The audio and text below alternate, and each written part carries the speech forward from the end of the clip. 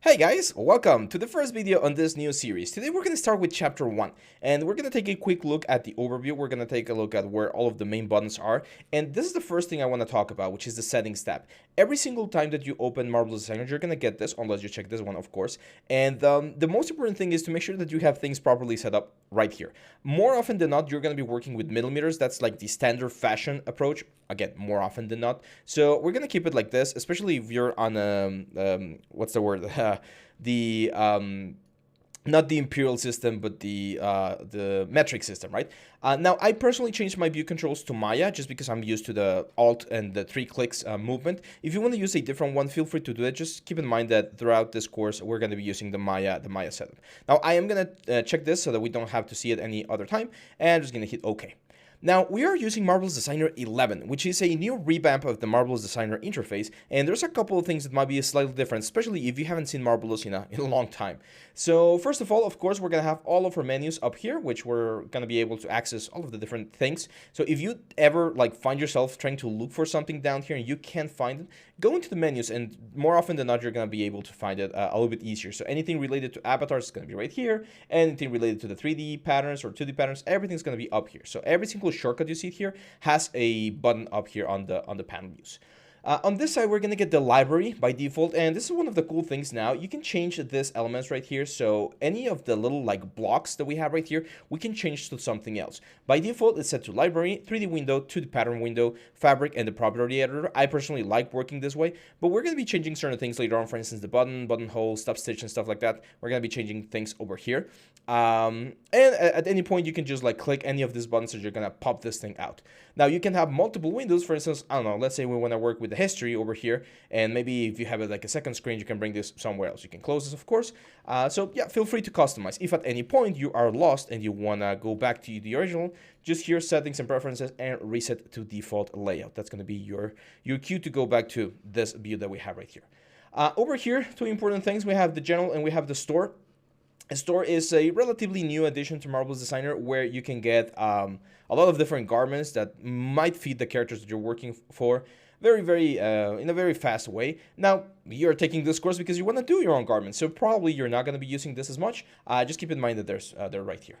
Now, here in the library, we do have a couple of things that we're going to be using quite a bit. For instance, the avatar section right here. If you double-click the avatar section, you're going to get into this areas, and we have 5 different avatars that we can use. We have female avatar, which are these 2 ones by default. By the way, these ones, you might think that you need to buy them or something. No, it's just that they're on the cloud, and you need to download them. They're not downloaded by default to save a little bit of space. But if you want to download any of these ones, feel free to download it and use it as well. All of the avatars will have different hairs, different poses, different motions, shoes, sizes, stuff. We're going to be working with pretty much everything in default, so just keep that in mind. There's 5 different avatars: the female, the kid, the male, the Sansar, which is this strong guy, sort of like a bodybuilder, and then we have the stylized, which is a little bit more like anime proportions. This one right here. So in our case, we're going to be working with the female and the male, again, in most of the exercises. However, later on, I am going to show you how to import your own avatar and work with it. Another thing that we're going to be using quite a bit are the fabrics here. So there's all of these different fabrics that you can use, a lot of them with nice colors and patterns, denim over here. That's denim. We have this Sherpa effect. So there's a lot of really cool patterns that we're going to be able to use. And again, remember, all of this ones that you see right here, you can still download. You just click on anyone. For instance, let's say I like this riveted effect. Just click on this little button right here, and as long as your license is active, you're going to be able to download it directly from the service, and it's going to be on your computer from now on. So yeah, that's pretty much it for the library. Now, the 3D window over here, let me go to the avatars, and let me select just the female avatar right here. Double click. This will load the avatar into our scene. And the 3D window over here is going to be our main way to view how our clots are simulated. I know that this is a little bit basic, so if you've already heard about all of these elements, you can move on to the next video. That's fine. But I am going to be talking about a couple of important things here as well.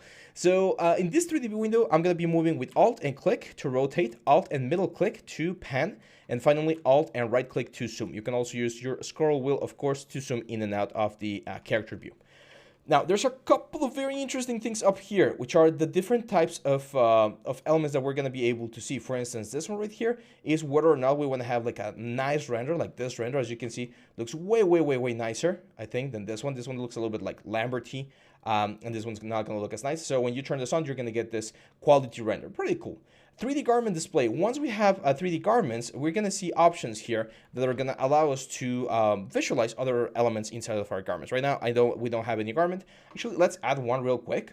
I'm going to go here to garments, and we have this t-shirt right here. I'm just going to double click, and we're going to talk about garments later on, but you're able to like just grab an element and import it into the scene very fast like this. And now if I simulate, click this little arrow right here, you can see that the shirt is like falling into the character, and I can move it around and stuff. This is the magic of Marvelous. This is what we're going to be exploring, like how to create all of these different elements. Let me reset the 3D. Oh, not that one. Let me just Control C. There we go. Just hit simulate, and that's it. So now the shirt is falling on top of our character here. Now that we have a garment, we have options here for the garment. So we can see the seam lines. We can show internal lines, and it might be a little bit difficult to visualize, but if you see that there's like a little yellow icon, that means that these things are like you're visualizing the elements. If you turn them off, so for instance, if I say this one, I'm turning off the garment, so I'm not seeing anything, right? So if I don't want to see the seam lines of my element, or I don't want to see the pins or the threads or any of these options, you can turn all of these guys off. There's also show topology, which in this case is not going to really show us anything because we don't have any topology. We haven't like re-topologized the garment. But yeah.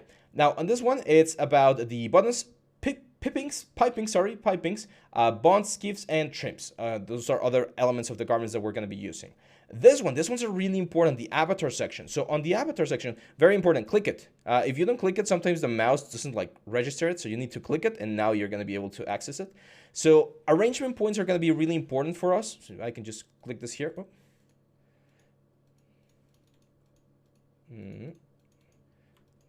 There we go. Oh, that's really weird. For some reason, my arrangement points are not showing.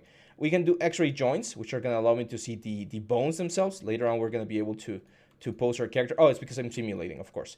So I was simulating, that's why I couldn't see it. So let's go here. Let's turn this off and off.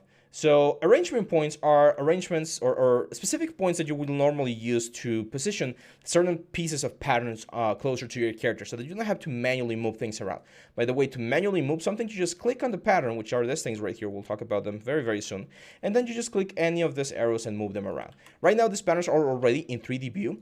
But if we were to press this button right here and reset the 2D arrangement, you can see that they're now flat, like what we have here in the 2D pattern window. And if we wanted to move this, for instance, like this guy, and position it on the arm, it would be a little bit tricky. That's what arrangement points are for. You click on one pattern, and then you click on an arrangement point, and as you can see, it goes where it's supposed to be. So for instance, we click this one, and then we click this one, and there we go.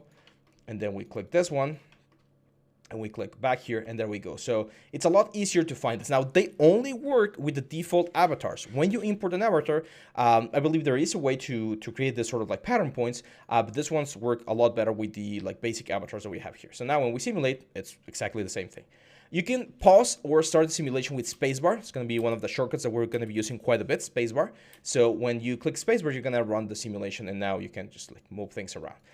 There's three types of simulations, by the way. You have fast, using your GPU, normal, which is the default, using your CPU most of the time, and then fitting, which is going to be the most accurate one. Normally, you want to use this one unless you have like a really complex scene and you want to go a little bit faster, then fast GPU is fine. But for me, I find the normal like resolution is more than enough.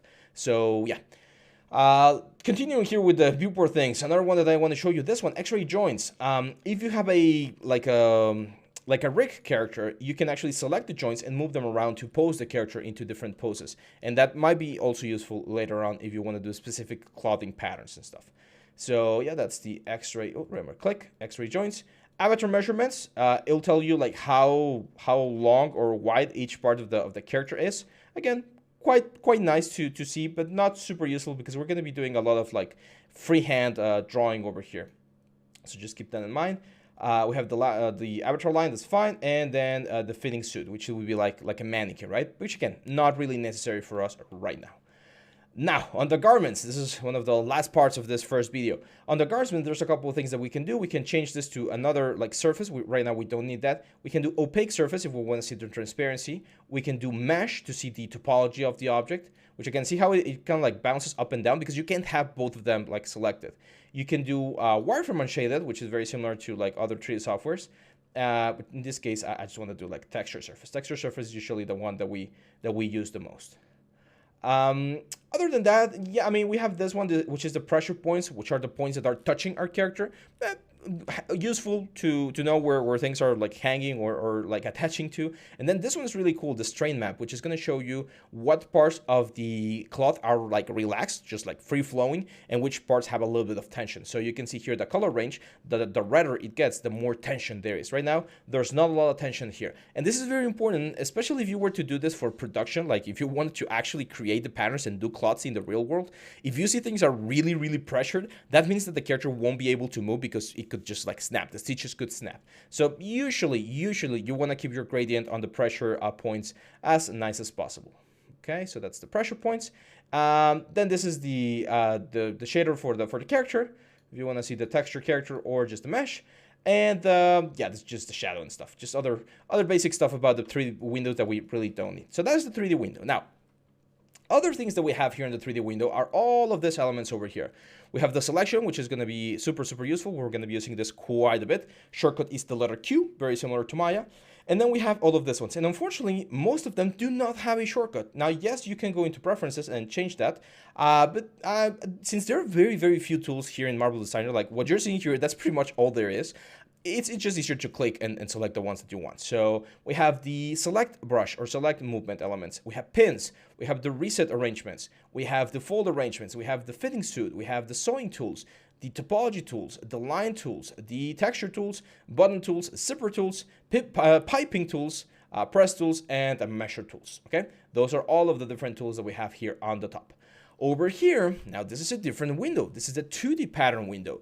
And a very interesting fact about the 2D pattern window, you can only have one 2D pattern window. So if I were to like bring this out and I want to create this a 2D pattern window, it won't let me. It will just like bring it back on. Why? I don't know. It's part of the it's part of the programming here inside of Marvelous Designer, but you can't have more than one 2D pattern window.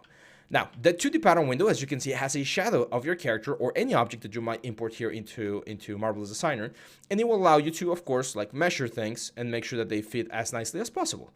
Now, this is our main workspace. Like, this is where we're going to be doing most of our work, and then we're going to see how all of our work like measures and assembles together here on the 3D view.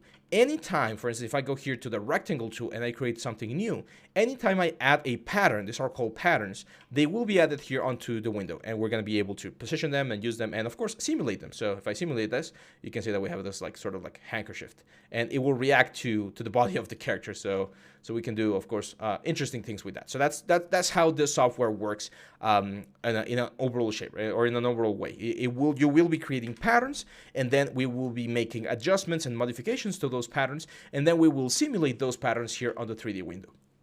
The most important thing I want you guys to know about the 2D pattern window is all of the different elements that we have up here. So we have this transform pattern, which is A, another shortcut that we're going to be using quite a bit. And then we have the edit options, creation options, polygon, rectangle, and ellipse, internal line options, the auto fitting, which is a relatively new feature, very cool. In this case, what it does, it'll try to fit the patterns to the size of your character. So it might adjust the size so that it just looks a little bit better. The sewing tools, the topology tools, the steam tool, the seam taping tool, the texture tools, the pleats tools, very interesting, that one we're going to see later, the top stitch tools, and finally the show high modular editing, modular editor. So yeah, those are like the main tools that we're going to see here on the 2D pattern window. Over here, we're going to see the sewing display, the pattern display, information display, the mesh display, very important to see through. So in case we want to see through and trace like a pattern or something, we can go here and say, hey, I want this to be a transparent surface. The pattern is still going to work the same. We're just going to be able to see through it. I normally like to do texture surface. And then some blocks that we're going to have. So yeah, that's pretty much the pattern window. Finally, this is another window I want to talk about because again, we're going to be using it quite a bit. Right click on your 3D view and you're going to get this simulation properties, okay?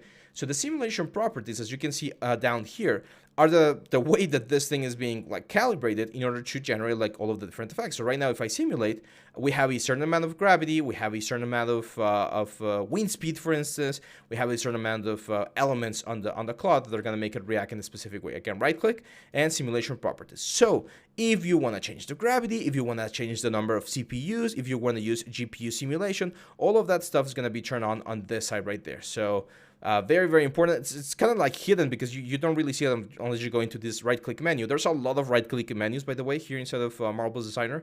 So get used to that because we're going to be using a lot of different options. And those right-click menus are context sensitive. So if you're selecting a pattern, you're going to get certain options. If you're selecting like a segment, you're going to get other options. If you're selecting a point, you're going to get other options. So yeah, it can get tricky, but don't worry. We're going to take a look at every single one of them.